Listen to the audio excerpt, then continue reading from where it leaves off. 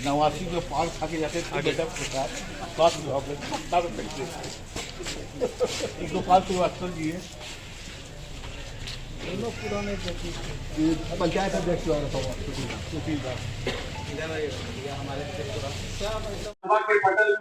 सरकार भी नाथनगर विधानसभा के लिए रखना होगा कि विश्वास दिलाता हूँ पूरी मजबूती से मैं भाई आपका उस विषय को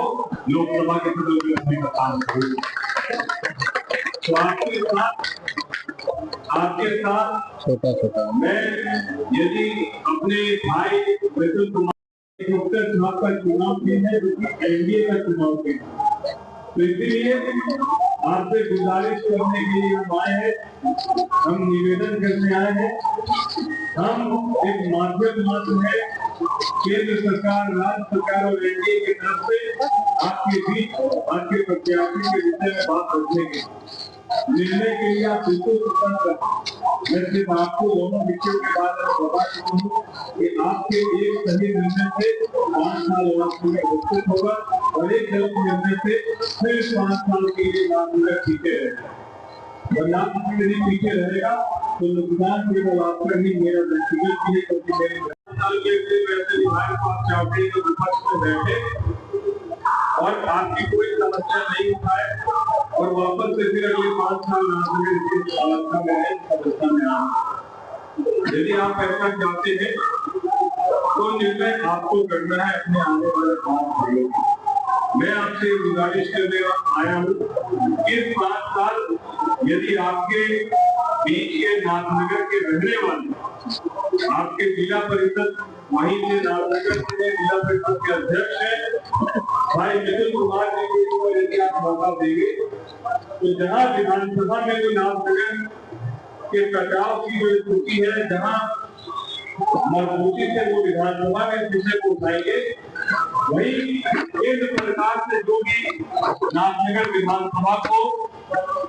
योजनाएं चाहिए होगी या केंद्र सरकार से जो मदद चाहिए होगी तो जन्मभूमि मेरी यदि उसके पीछे का लाभ है तो यही है कि मेरी जन्मभूमि ऐसे प्रत्याशी का चयन हो जो राज्य सरकार के साथ बैठकर माननीय मुख्यमंत्री और संबंधित विभाग के मंत्रियों के साथ बैठकर नाथनगर की समस्या और योजनाओं को स्वीकृत करा सके, उसमें हम लोग का सहयोग करा। अगर कोई ऐसे विधायक का चयन हो जाएगा फिर जो किसी मंत्री के पास नहीं बैठे केवल विपक्ष में बैठकर विरोध करके रहे 5 साल तक, तो फिर हमारा कहीं न कहीं नाथनगर 5 साल पीछे होगा। इसीलिए इस बार ये परिवर्तन हमको आपको सबको जात पात धर्म मजहब तमाम चीजों से परिवर्तन करने की आवश्यकता है और इसीलिए इस बार यहाँ का चुनाव चिन्ह बिल्कुल नया है और वो चुनाव चिन्ह क्या है? हेलीकॉप्टर छाप और आपको कोई नहीं रोक सकता है। ये इसी विश्वास के साथ मैं सभी अपने अभिभावकों सबके पास सबसे ज्यादा राजनीतिक अनुभव है, सबके पास सबसे ज्यादा इस क्षेत्र की जानकारी है और सब सही और गलत को हमसे बेहतर समझ सकते हैं। तो मैं सिर्फ अपनी बात को अनुज होने के नाते सांसद के हैसियत से यहाँ नहीं, यहाँ भागलपुर के बेटिया होने के हैसियत से आपके बीच आया हूँ और उसी हैसियत से मैं आपसे विनम्र आग्रह करना कि आप अपने लंबे अनुभव, राजनीतिक अनुभव को समझते हुए अपना मतदान करें, एनडीए को मजबूती से यहाँ से जिताने का काम हो। बहुत बहुत धन्यवाद।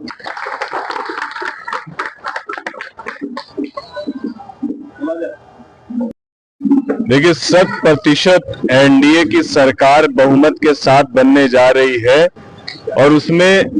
मेरी कर्म भूमि और मेरी जन्मभूमि अपनी 100% भागीदारी सुनिश्चित करने जा रहा है।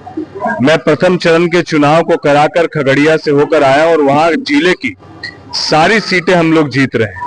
और अब जन्मभूमि भागलपुर आने के बाद यहाँ सभी विधानसभाओं के दौरा को करने के बाद आपको पूरे मजबूती के साथ ये आश्वस्त कर सकता हूं कि यहाँ भी हम लोग जिले की सभी सीटें जीतने का हम लोग काम करें और इसके पीछे माननीय मुख्यमंत्री नीतीश कुमार जी का किया गया 20 सालों का काम है। इसके पीछे माननीय मुख्यमंत्री जी ने जिस तरीके से महिलाओं को स्वरोजगार के लिए 10-10 हजार रुपए खाते में दिए, बुजुर्गों को 1100 रुपया 400 से बढ़ाकर 1100 रुपया जो वृद्धा पेंशन, विधवा पेंशन, विकलांग पेंशन किया,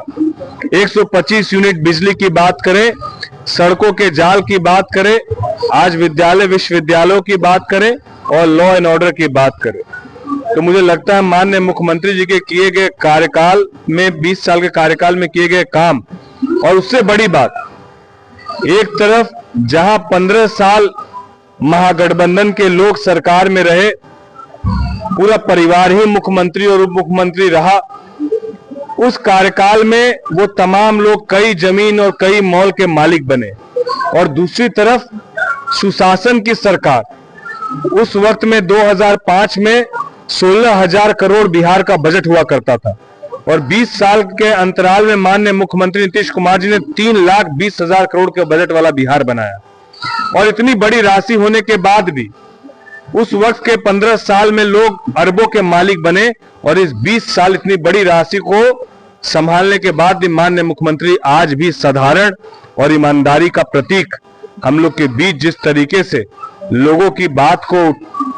समझते हुए निर्णय लेने का काम करते हैं और पूरे ईमानदारी से आज तक उनके ऊपर भ्रष्टाचार का कोई एक आरोप नहीं लगा पाया, ये सुशासन की सरकार में ही संभव हो सकता है। नाथनगर में आज आप घूम रहे हैं, कैसा जन समर्थन मिल रहा है? पूरे तरीके से महागठबंधन के जो प्रत्याशी हैं वो नाथनगर से नहीं है, वो बाहर से हैं, और एनडीए से जो प्रत्याशी हैं वो आपके नाथनगर विधानसभा के ही रहने वाले, यहीं से जिला परिषद भी है, जिला परिषद अध्यक्ष भी है। एक तरफ वो प्रत्याशी है जो प्रत्याशी आपके बीच का है, सुलभ है और सबको साथ लेकर चलने की सोच वाला है, और एनडीए का प्रत्याशी है। प्रत्याशी से ज्यादा सरकार इस क्षेत्र के विकास में अपनी भूमिका निभाएगी, और उसमें बतौर एक सांसद हमारे बड़े भाई अजय मंडल जी भी हैं, और दूसरा सांसद यहीं से होने के नाते हम लोग भी यहाँ के चौमुखी विकास में भाई मिथुन जी के हाथ को मजबूत करने का काम करेंगे। ये इलाका सबसे ज्यादा बाढ़ ग्रस्त इलाका है, क्या आगे का विजन रहेगा? खगड़िया इससे ज्यादा बाढ़ ग्रस्त इलाका है, मैं वहां भी देख कर आया हूँ, वहां भी कटाव की स्थिति को हमने देखा है, और मैं पूरे मजबूती से इस बात को कह सकता हूँ कि जिस तरीके से केंद्र सरकार के द्वारा 2 लाख करोड़ बिहार के विगत 2 सालों में बजट दिया गया बिहार को विकसित प्रदेशों की सूची में लाने के लिए, और आगे भी जो यहाँ पर एक बड़ी राशि केंद्र सरकार के द्वारा मिलेगी, तो सबसे पहले यही हम लोग प्राथमिकता के साथ, मैंने भी सदन में इस बात को उठाया है और नाथनगर के लिए भी अब उठाऊंगा कि कटाव को हम लोग किस तरीके से तुरंत जीतने के बाद मिथुन जी एनडीए के प्रत्याशी विधानसभा में और हम लोग लोकसभा में, कि कटाव कैसे रोका जाए, गांवों को कैसे बचाया जाए, इसके लिए चाहे बोल्डर पिचिंग कराने का काम करना हो, जियो बैग से उसको तत्काल जो है रोकने का काम करना हो, जो भी काम करना होगा हम लोग पूरी मजबूती से करेंगे। और इसके लिए